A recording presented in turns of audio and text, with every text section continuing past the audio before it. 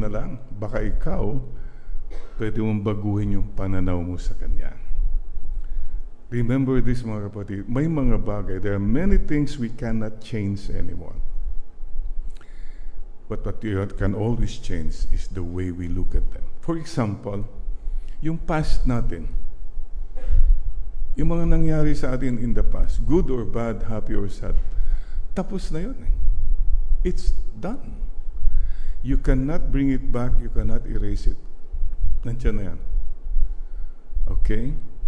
But you can always change the way you look at it. Ay kung buong buhay mo, kasi Father, nagkamali ako noon. Nagkamali ako doon, ng pagkamali, noon. Tapos na yun. Pero dahil doon, Father, talaga kaya ganito ako na ganyan.